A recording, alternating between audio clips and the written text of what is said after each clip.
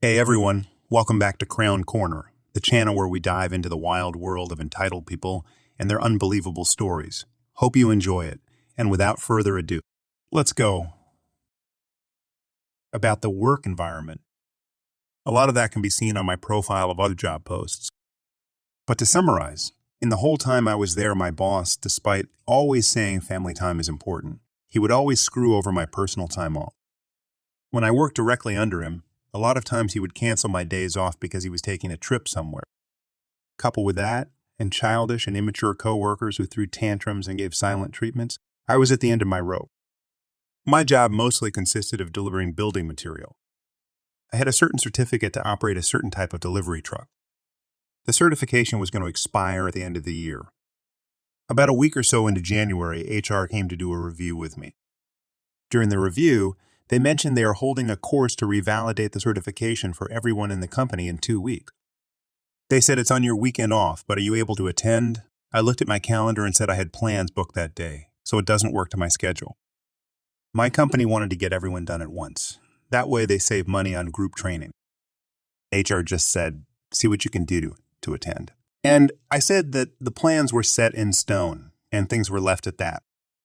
About a week before the course, HR emailed again, saying this course is critical for my job, so to try and attend. I replied it doesn't work for my schedule, that I'd be happy to do it any other day, but this is going on during my weekend off where I made plans well in advance, so it doesn't work for my schedule. For a few days, there was nothing else. My boss owns a few stores, and one worker from another store came by who was also going to the course. They told me he had been making plans with his fiancée for the last several months for that weekend, but had to cancel them because they suddenly revealed this training course and had to attend. He wasn't too happy plans he made for months had to be canceled. I said nothing to him, figured it was his choice if he chose to do that. Then suddenly my boss began phoning me 2 days before the course. I recorded the conversation. Maybe in the future I'll upload it, but for now, I'll just transcribe what was said. AB will stand for a whole boss. And just for some context, earlier that week, I got a work truck stuck in the snow and called a tow truck to pull me out and paid for it myself. It will be important for what happens next. And this is roughly how it went. AB, hey OP, HR tells me you are unable to attend the training course. OP, that's correct. I unfortunately made plans in advance, so I can't attend. AB, after a moment of silence, I need you to get this training done. OP, I understand that, but I made plans well in advance that I can't just cancel. AB, okay, you realize when we notify you 2 weeks in advance, it doesn't mean it's optional. This is mandatory. At this point, I was starting to get mad. OP, I understand that, but I've been planning this weekend since early December. I'll be out a lot of money if I cancel. B, what are you doing? OP, that is a private matter. I can't discuss that. AB, after a moment of silence. OP, how much is that towing bill costing me? OP, I paid for that myself because that was my screw-up. AB, silent again for a few seconds. Okay, then you're going to have to do this training on your own time and your own money then. The training itself cost only a few $100s, but by this point, I had it with my boss. OP, well, we will cross that bridge when we get there. AB, silent again. This is pretty rich coming from you. OP, well, I'm sorry, but I received no heads up, no communication this was being planned for that date. I know there were plans to do the training early December, but never heard anything about it since either September or October. AB, silence again. OP, I'm not happy right now. OP, well, I'm sorry, but I have a life and I can't just cancel things when I make plans on my day off. AB, silence again. Okay, good enough. Bye. OP, bye. So for a week, I heard nothing. Continued my job as normal while looking for a new job because I had it with my boss. 9 years of all this, I had reached my breaking point during that phone call. This boss has always screwed me over for my personal time off, and this was the last straw of trying to force me to come in on my scheduled weekend off. And then 1 week later, towards the end of the day, HR showed up. They informed me they were laying me off due to extremely slow season, with hopes of having me come back in spring. I said nothing, choosing to leave on a high note. but I knew it was really their way of firing me without firing me. That way, they avoid paying severance, which would have been in the tens of thousands of dollars. I estimated between 10 and 40 zero. I already looked into it. Unfortunately, I have no real way of proving this is retaliation. All their paperwork, though I know a lie, say I was laid off for lack of work, etc. The only proof I have is recently, I had to contact the insurance provider for my company to get a letter of experience from them. The agent I spoke with said he recognized my name, saying my now former employer recently removed me from their insurance coverage. Other than this backhanded move, I'm glad to be out of there. I was unhappy, stressed, and fed up. I'm using the time to advance my driver's license to have the highest one I can get in my country. If anyone is curious to know what stories in my profile pertain to this company or this boss, feel free to look or message me and I'll tell you which ones they are. For context, my dad, male 60, came to live with me, female 34, and my kids, male 11 and female 6, about 7 years ago. My relationship with my kid's dad was riddled with him cheating online, stealing, and emotionally and financially abusing me, so I had to kick him out. I was a SOM, since my kids are autistic and heavily dependent. So since Dad was already settled with us and had a full-time job, it made sense that he stayed with us. We're a lot alike and enjoyed each other's company as spinsters. It's my house that I rent from a friend, and only my name is on the lease.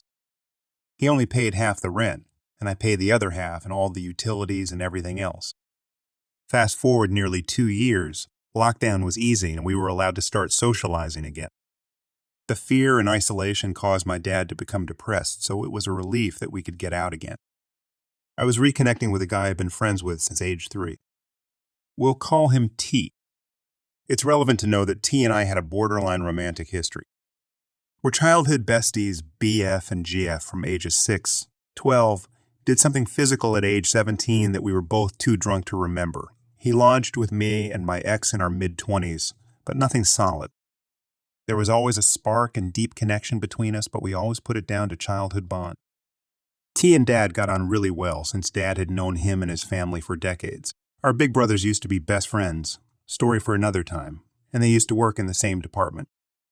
Until one night, my kids were at their dad's for the weekend, so we hung out at my place talking and smoking. I like a bit of pot when my kids aren't around, until the early hours. We ended up having extremely hot and mind-blowing sex. We decided to keep it casual since I was too scared of being in a relationship again. I was convinced that there was no one out there for me and I was going to end up like my dad. Well, T changed my mind. He showed me what a relationship should be like. He's always wanted to settle down and have a family, but, like me, his relationship with his child's mother was toxic. It turned out worse for him since her just no-meddling parents won her over with money. We're working-class people, and she took their child and stopped contact. He still pays for the child but can't afford to go to court. Even if he could, they don't enforce family court-ordered visitation in this country and dads usually end up being wrong. I had to watch on the sidelines while I went through the lowest point of his life, mourning the time he would never have with his child. I wouldn't wish that on anyone. But I digress. T and I went no contact for 9 months when he decided he wanted to move on with someone who wanted commitment. I fessed up my feelings too late, and he thought I just told him what he wanted to hear to continue the physical relationship. The very idea of that insulted me, hence the falling out. We eventually rekindled and became official after realizing that we couldn't be without each other and what we had was worth the risk. My dad didn't like that and started ignoring me whenever he came over, made passive-aggressive comments about our relationship, and even had the nerve to call him behind his back, a deadbeat junkie loser still living with his parents and won't see his child. While newsflash, our economy has plummeted, so loads of people either house share or move back with their parents. T works more hours than my dad, makes more than my dad's dead, and warehouse job and T contributes to half of his parents' expenses. And, excuse me, Dad, but you live with your daughter? He's against us smoking weed, which is confined to my bedroom, but was more than happy to stink out my house with cigarettes. Well, I use quality air fresheners, so by the time my kids get home, the weedy fragrance is gone. Now down to the present day, and I want him out. T and I have been an official couple for just over 2 years, and Dad is still being horrible about it. He only quit smoking recently after almost losing his life to pneumonia back in October. I visited him every day in the hospital and cared for him during his recovery without so much as a thank you. They even watched my kids and niece so my sister and I could visit Dad in hospital together. He's been living here rent-free, recovering for the past 5 months while helping out with the housework and contributing to a bit of food shopping now and then. He never goes out, has no real friends, and sits on his butt watching TV in his free time. He's had a near non-existent social life since lockdown lifted. He'll crap talk to anyone who'll listen, even though no one agrees with him, has started to undermine my parenting and talk crap about my son being a big gamer, hypocritical much since all he does is sit in front of the TV. For the record, my son is a good boy and does well in school and extracurricular. Since when was being an introverted gamer a crime? It's not unusual for a neurodivergent child. As a result, his relationship with my son is heavily strained. My son now gives him unnecessary attitude, which I deal with appropriately, but what does the ignorant old bugger expect when he's constantly making digs at an 11-year-old? My sister is no longer fond of being around him because he's been belittling her and gaslighting her about stupid stuff. Both my siblings clearly see that he's bitter about his lack of accomplishments in life and is projecting that on us. But he wouldn't dare shit talk their partners to their faces. Truth be told, I think he's hiding behind me and my kids to avoid going back out to the real world and getting his life back together. He sees my partner as a threat to that. I mean, come on now, after being with T for 2 years and Dad still won't say a word to him. T and I only get to be together on weekends, and during them we stay in my room away from Dad's awkward rudeness. On my weekend with the kids, we take them out to places and avoid being around my dad. Don't get me wrong, I know he's in a bad place mentally right now, but this is a joke. Feeling like I'm walking on eggshells in my own home, and I'm constantly shutting his crap down. I feel like he's stuck in the 1990s and is annoyingly ignorant to how things work in modern times, and I'm constantly justifying my life when I shouldn't have to. He even embarrasses me complaining to people that me and T wake him up at night with our sex noises. Sorry if I'm loud, but I'm a 34-year-old woman who pays her bills and I'm raising 2 autistic children. So, in my opinion, when my kids are not home, I can sleep with my BF in my house whenever I want as loud as I want. The guilt comes from the fact that he was there for me in my darkest days and has been a tremendous help. But I'd never treat him like this. I'm just living my life and I don't understand what his problem is. Every time I try to discuss these issues, he gaslights me, shouts at me to piss off, and storms up to his room like a petulant child. Then rug sweeps the next time I see him. I mean, how can anyone reason with that? I'm worried that he'll start a shouting match in front of my kids, which is completely inappropriate. This is gonna end up in a fallout. That's the only way I can see this going. I give him constructive advice on how to better his life, but he does nothing but pass it by. He started back at work, so I'm thinking of telling him that I won't charge him any more rent, that he needs to use the money to move out. I don't want to abandon him, but I feel like this is all wrong, and I'm struggling to cope with his behavior. He wasn't usually like this, but the depression has changed him, and I don't know what else I can do to help. Am I going crazy, and I'm in the wrong? Could anybody please shed some light as to what on earth is going on here? So, this happened a couple of weeks ago, but I just joined this subreddit, so I'm posting this now. I, a 16-year-old female, have epilepsy. I won't go into what kind since that's a little too much information, but yeah. I was diagnosed when I was 11, and a couple months after, we got my service dog, Apollo. He went through all the special training and earned his vest with his name on it and a patch that says, "Do not pet." He is an amazing service dog, and I wouldn't want any other dog. He's a border collie / husky mix, so as you can imagine, he's very fluffy, so of course people would want to pet him. But the thing is, if someone excites him too much, he loses his focus, and that can put me in serious danger. So that's why you're not supposed to rub him or give him pets unless you have permission from me. I haven't had a seizure in about 1.5 years, but the thing is, they can happen at any time for me. If I'm extremely stressed out, if I haven't eaten anything, or if I haven't gotten enough sleep. Well, a couple of weeks ago, I was at Target with my dad, and that day, I hadn't been able to eat breakfast or lunch, and I had only gotten about an hour of sleep. So I was at very high risk of a seizure. But we were looking at the camping stuff when a little kid who was about 10 saw my dog and started oohing and awing at him. I could see her staring at the patch that says, "Do not pet," very intently reading it over and over. I tried to ignore her and tried talking to my dad about supplies for a trip. Well, about 30 seconds later, I hear the kid ask her mom, "Mom, can I pet that dog?" And her mom goes, "Of course, sweetie. What else are dogs for?" And the kid starts squealing and runs over to pet Apollo. I tried to pull him away, but this kid was fast. She already started petting him and pulling on his tail, and he was very startled and got very distracted. I go, "Hey," and pull my dog away from this kid and tell her, "Please back away." Well, this kid starts screaming and crying and yelling at me, and the entitled parent goes, "What is your problem?" And I'm like, "What's your problem? This is a service dog. You don't pet service dogs without asking the owner first." Now he's all distracted and lost his focus. That could kill me. And while the kid is still crying and trying to get to my dog, the mom goes, "You're being dramatic. You won't die. I bet that's not even a real service dog. Just let my kid play with it," and reaches for the leash. I can feel my hands and arms shaking really badly, which is a sure sign that I'll have a seizure soon, and I tell her no and pull away again.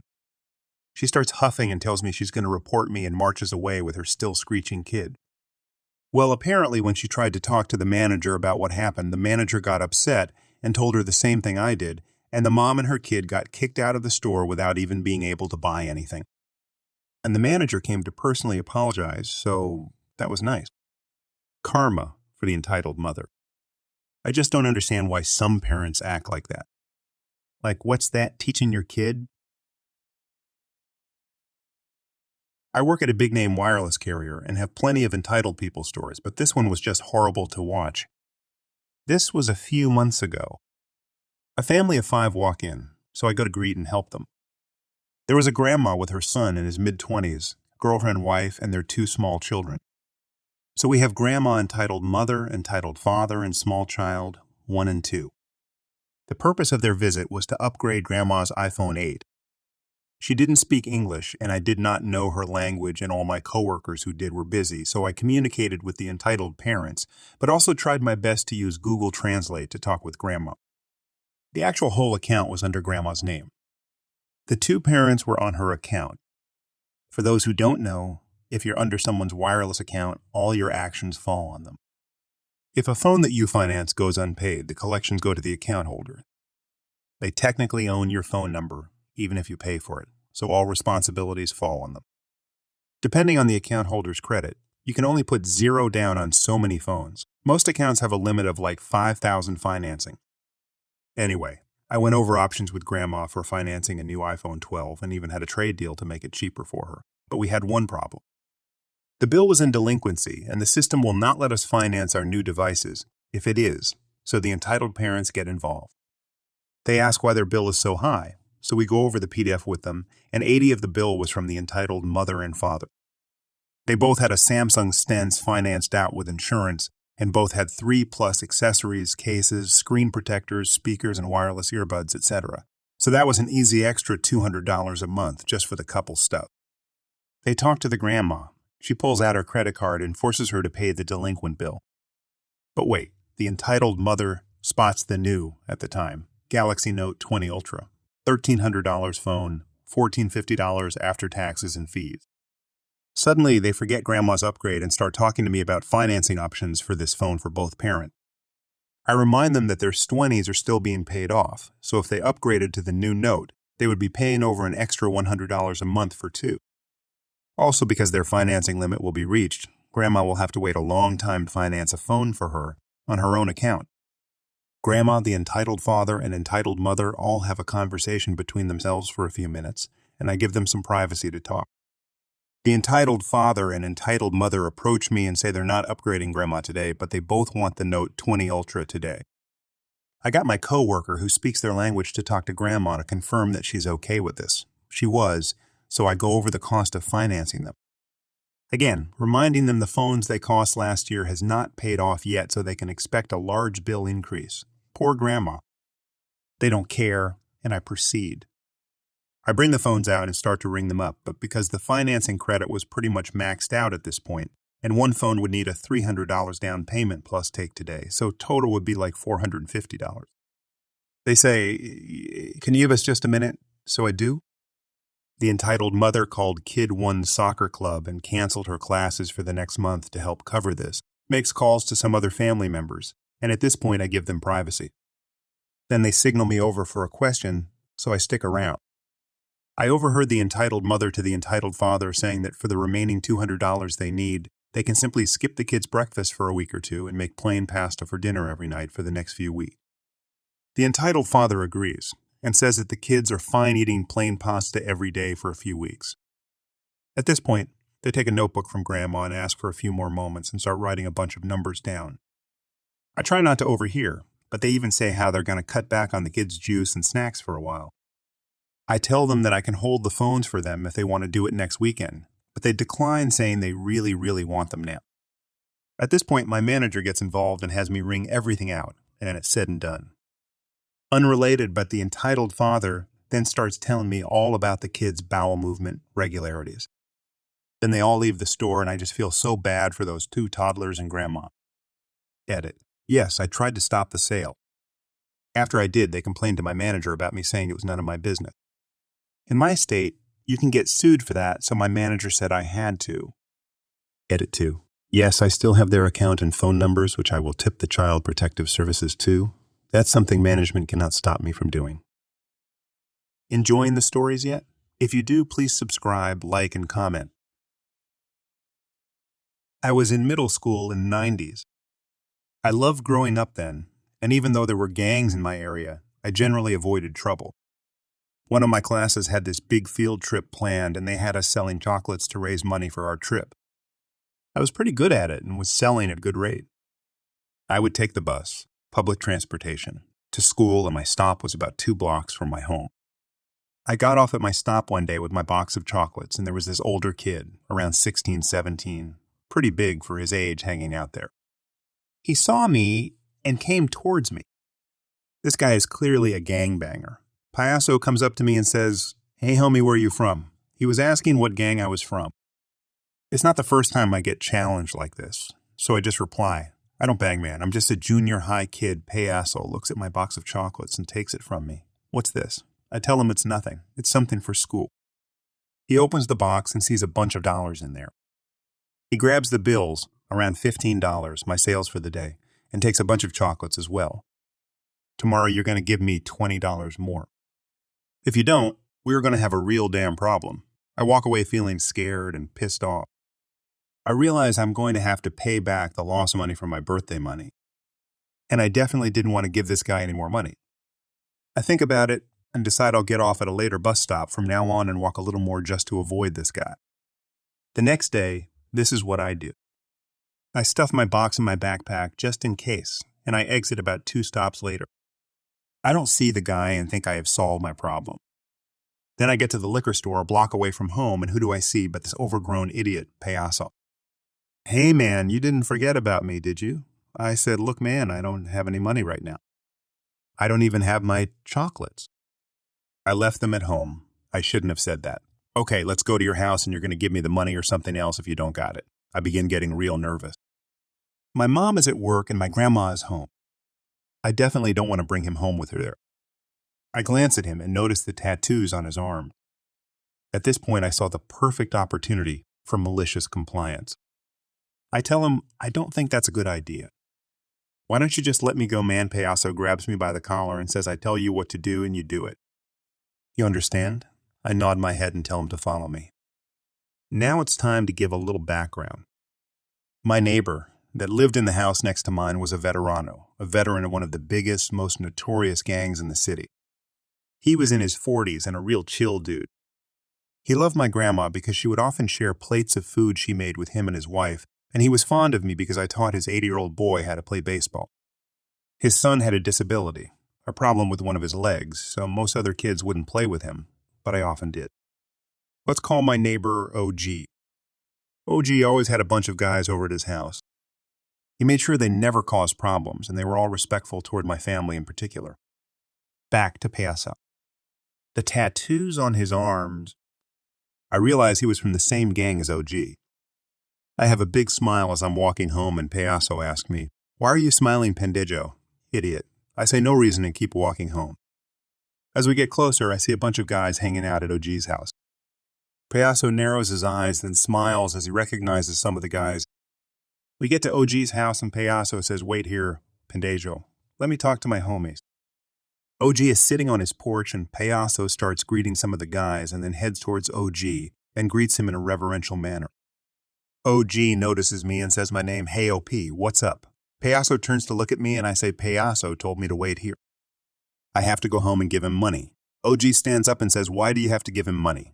I say, "Because he told me yesterday at my bus stop that the $15 in chocolates he took from me wasn't enough, and I had to give him more today." Payaso begins to speak. You know this kiddo gut. OG gives him the scariest look I've ever seen and tells him to shut the F up.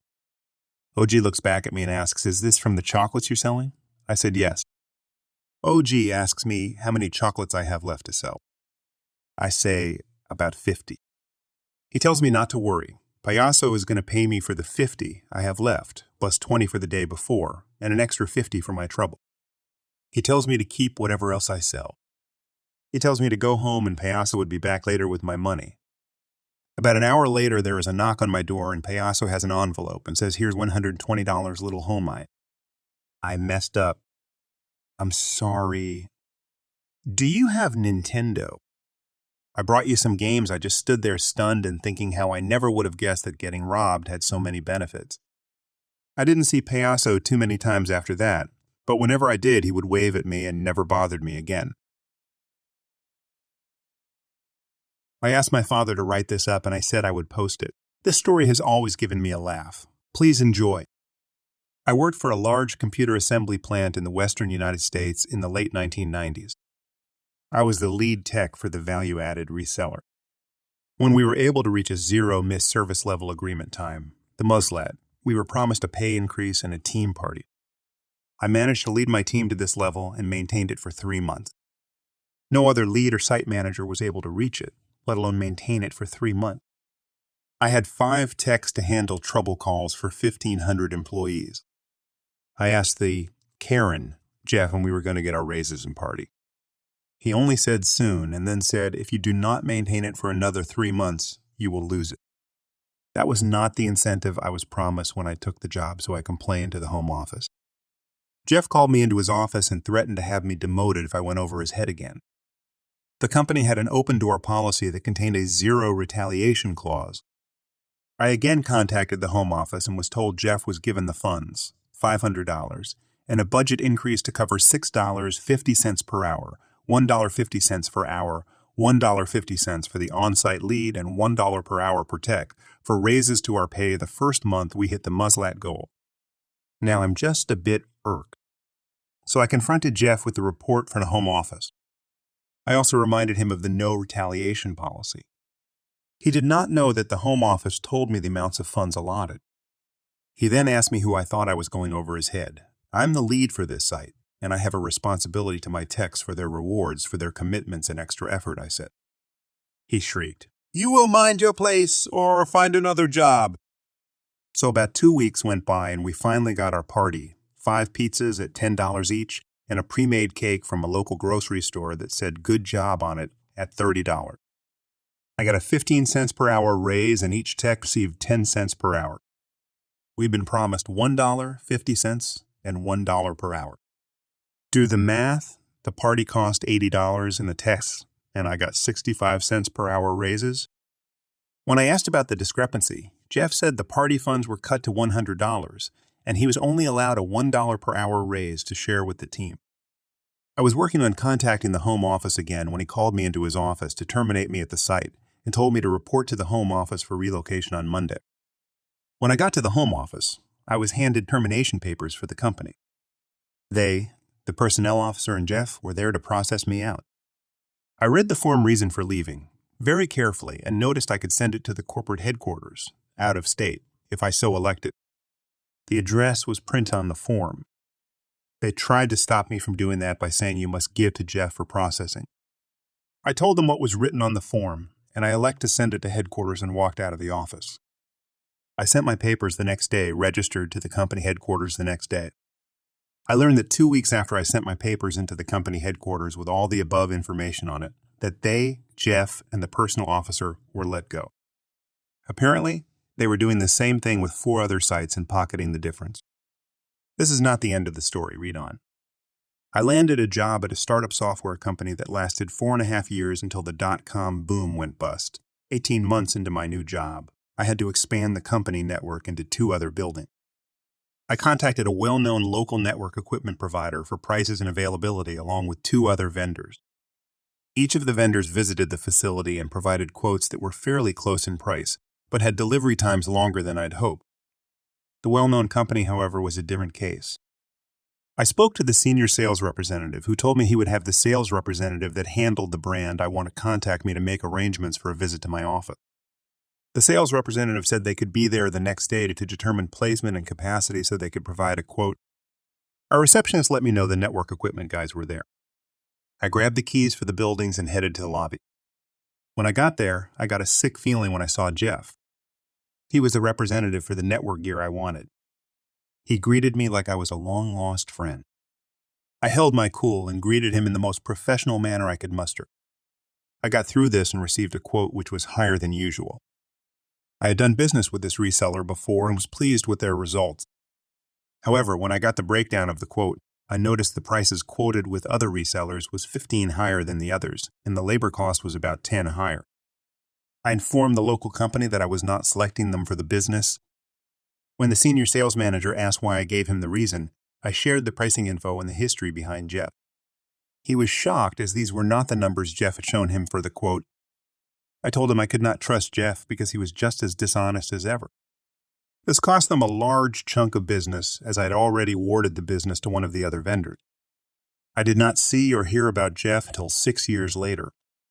It is now 6 years later, and I'm in a Fortune 500 company setting up and maintaining a data center, CCs, and network equipment. We need to replace some aging servers, and we had representatives from all the brands coming into the office. Yes, indeed, there was Jeff as the representative for a well-known brand of servers. He again greeted me as a long-lost friend. I greeted him with a simple hello. He tried to engage me in conversation, but I politely excused myself as I had some high-priority maintenance operations that needed my attention. Later that afternoon, my manager asked me if I knew the sales representative as he had mentioned it to my manager. I said yes, I know him and his reputation. Oh, he seems very nice and eager to please us. My manager says, I asked if I could speak honestly about him, Jeff. He said he wanted me to be honest. I gave him all the details of the encounters and behaviors. I told him not to trust what he says, check the equipment we get, the cost of the items, and to get it in writing. Well, the first invoice arrived for the equipment we needed and the price was higher than quoted. When my management challenged the cost and delivery periods as not what was agreed to, Jeff's boss was embarrassed and angry at the bait and switch Jeff pulled. It turned out he was adding unnecessary items to what we asked for as forgotten necessary parts. These items were not only unnecessary, but used and sold to us as new. Long story, I know, but the end result is Jeff was terminated for misrepresenting the cost, brought up on fraud charges for changing signed invoices and criminal charges of embezzlement. I, male 40, started to work at the French taxes office in 2011. I know there could be entitled people on both sides, my colleagues and the people. Every time I found out the tax office was responsible for a mistake, I apologized sincerely. I also respectfully explained to people where they made mistakes when it was the case. The French tax office has rules and processes in place we can't, literally, overrule. Every tax return form, on paper, is encoded by hand by one of us. Then the data will await the next program transfer. I'm used to explain it to the people. It's like an airport. You can check in your luggage at the earliest time or just at the limit. You will get your tax income form at the right time. Miss the flight, you're good for the next one. You better watch out. You better not cry better, not pout. I'm telling you why. The tax office won't give it a dime. I heard every story from the best to the worst. I'm immune now. I can help you, but you have to help yourself first. For those who always complain we take too long even after I explain the whole process and where the fault lay, there are mirrors in the lavatories. I gave them a copy of the inscription for the official competition. Didn't find a better word. To enlist. I always had a batch of copies ready with the appropriate speech. Do you want to be underpaid as every time you go on strike the population won't support you because it hate your job? Do you want people to think you're a hateful sadist who thrives by punishing people and putting them down to crush them for good? Do you want to forever be labeled as an AH, not able to complain as your estate employee? What sorts of problems could you probably have? Do you want people to think you have shortcuts for your taxes, when the truth is that you're the first to be audited every single year of your career? Are you a masochist, loving pain and insults? Sign here. The tax office wants you. Thanks for joining us. If you enjoyed the video, don't forget to hit the like button and subscribe for more captivating stories. Share your own experiences, opinions in the comments below, and let's keep the conversation going. Until next time, stay tuned for more epic tales.